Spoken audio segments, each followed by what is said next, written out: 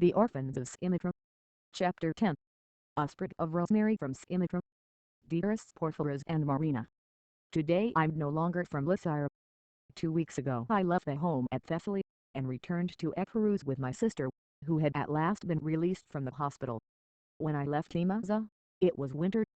Now I come to it again under the hot summer Sunday grasshoppers chirp among the cypresses and the cedars, but I must confess the poor town is very downhearted. They're just beginning to rebuild the houses. It will be years before everything is all right again. We're living in the wooden hut. At night it's so hot inside that we prefer to sleep out of doors. The Moore School has just been opened, and that's in a hut too. Half my old friends will never be coming back. I miss them and I miss you too, my dear Porphyras. I shall never forget our beds side by side in the big dormitory at Lysira, and the way you held out your hand to me in the night when I was so unhappy. Just now the first currants are ripening, and the green figs as well. I wish I could send some to Mina and you too. But you are so far away. So I'll just put a little sprig of rosemary in my letter.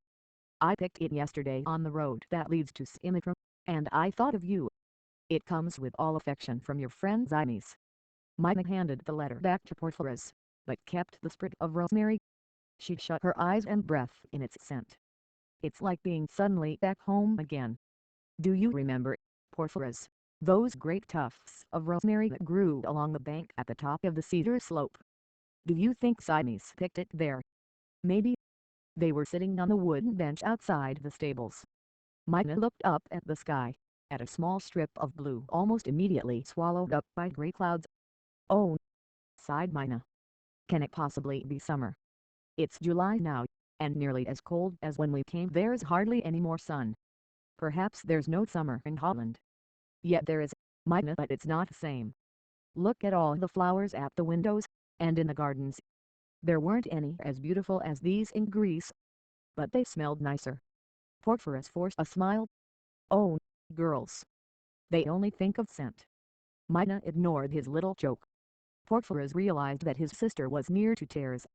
If only Zymes had not written, his letters aroused too many memories. The children sat silently together. Then Mina said, "You're heartless, Porphyras. You're already forgetting Simitra, our home there, and all we've lost. You'd be happy anywhere so long as there were gas pumps and garages." Porphyras was cut to the quick, as he had been when Zymes reproved him for his zest for living. "You know quite well, Mina, how much I wish you were happier here. What's the point of being in Greece now? Mrs. Van Hoolen treats us just like her own children, and we've lots of nice friends at school. And of course there are the cars and the tractors. You're being unkind, Mina. If you remember, you used to be proud of my red uniform. And you know that if it would make you happy, I would forget all about cars and garages." She made no reply, for she was unwilling to confess that she tried to hurt him, but she took her brother's hand and kissed it. Days passed. Summer never came.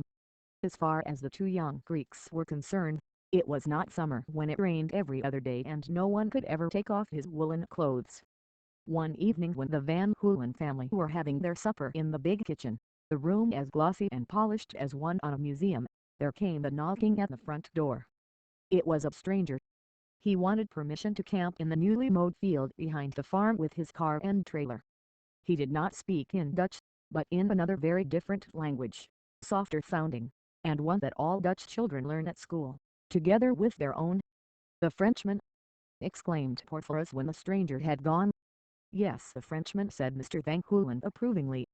"We see plenty of them during the summer, all through the holidays. Very pleasant people." "Very pleasant," repeated Mrs. Van Hoolen. "Though it's a pity they let their cigarette ash drop off just anywhere, and forget to wipe their feet when they come in." Next morning, as soon as he was up, Porphyras, attracted by the car, went to prowl about behind the farm, and without much difficulty came upon the campers. A long and beautiful white trailer was drawn up in the shelter of a hedge. Porphyras examined it on all sides for a long time, until he saw the stranger of the previous night coming out of his house on wheels in search of water. "Good morning," Porphyras said in French.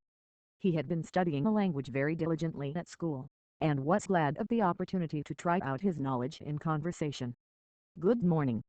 The stranger greeted him with a smile. Porphyros offered to go to the spring for him, and that was how they became friends. Next day Porphyros and Mina were invited into the trailer. "Oh!" the little girl exclaimed. "It's just like a real house." She knew only a few words of French, but in spite of that handicap made friends at once with Anne-Marie, a little girl of her own age. "Anne-Marie Marina," she said. "They're almost the same." The two girls did in fact look rather alike, with their olive skins and dark hair. Porphyros and Mina were astonished when the stranger began talking to them in their own tongue, or rather in a language spoken in Greece when there were temples standing with towering pillars and marble statues. "It's quite simple," said the stranger, in response to the silent but eager question in Porphyros' eyes. "In France we learn Greek at school." "Ancient Greek?" "Why?" asked Porphyros. "Because your language is an ancestor of ours." Porphyros smiled, at once very proud and amused to discover that he was, in a way, the ancestor of a man very much older than himself. After this, Porphyros and Mina, and Johanna and Pete as well, were invited to the trailer every evening. After the French family had returned from exploring the surrounding countryside by car, they would all crowd in together, Mina always next to Anne-Marie. The mother made tea on a tiny stove, and then they all drank it and ate cookies. More often than not, Pete and Johanna never said a word, while Porphyros, and then Mina, bombarded the others with questions. Their curiosity was aroused by France, so vast beside Greece or Holland. "Is it warmer than here? Do olives and grapes and oranges grow there as they do in Greece?" Mina would ask. "Some regions are like Holland, and others like Greece. So you do have olives and vines and oranges trees?" "Of course. And rosemary and wild thyme as well." "We do." Mina thought she must be dreaming.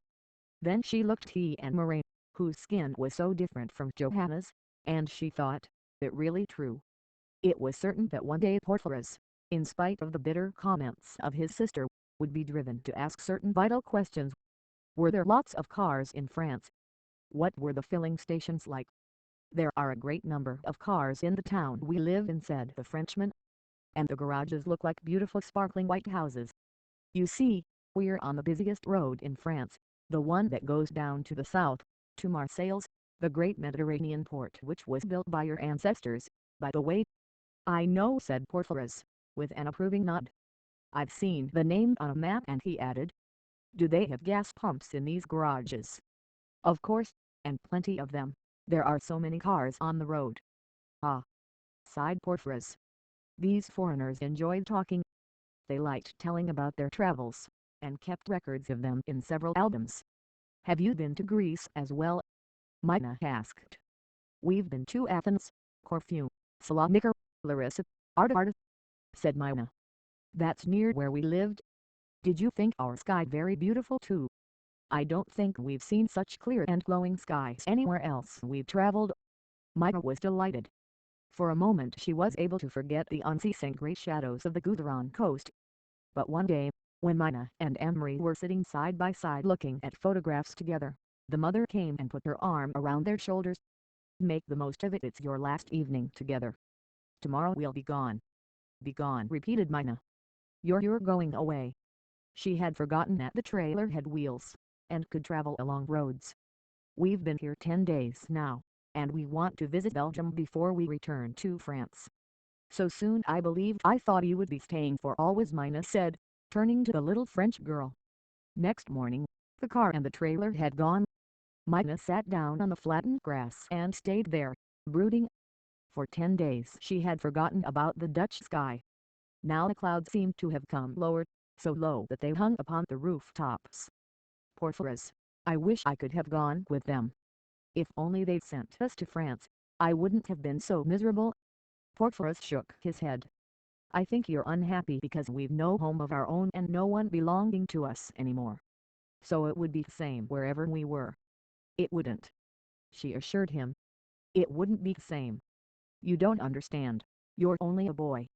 Boys don't understand these things. All you think of are your garages and your engines. You wouldn't even worry if you lost me."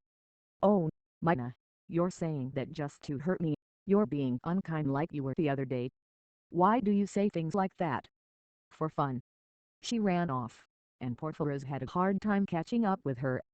When he did, she flung herself, weeping, into his arms. What could he do but forgive her?